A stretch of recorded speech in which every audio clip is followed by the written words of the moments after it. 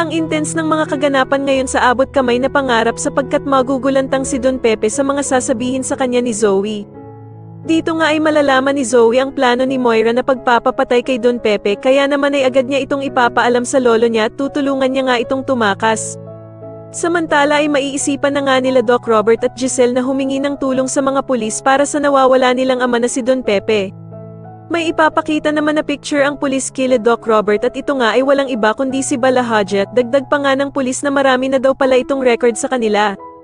Kaya naman ay bigla itong maaalala ni Doc Robert at malilinawan na nga siya kung sino talaga ang dumukot sa kanyang ama at kung sino ang kasabwat nito.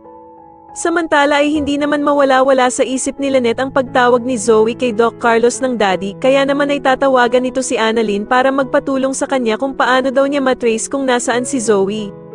Sasagutin naman siya ni Annalyn na gagawa daw siya ng paraan kung paano nila makokontak at matrace kung nasaan si Zoe.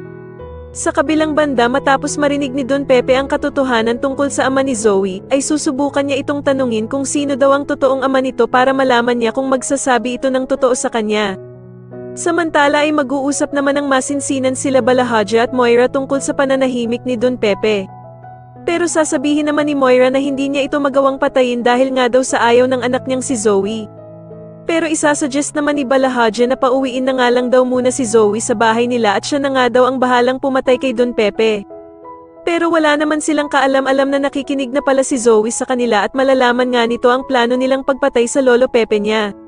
Sa tingin niyo magtagumpay kaya ang planong pagpapatakas ni Zoe sa lolo Pepe niya para hindi ito mapapatay ni Moira kay Bala Hadji? Mas lalo na nga talagang nagiging exciting ang mga susunod na kaganapan kaya naman ay mas lalo pa nating abangan ang mas lalong gumigandang abot kamay na pangarap. Maraming salamat po sa inyong panonood at sana po ay masubscribe niyo ako. Maraming salamat po.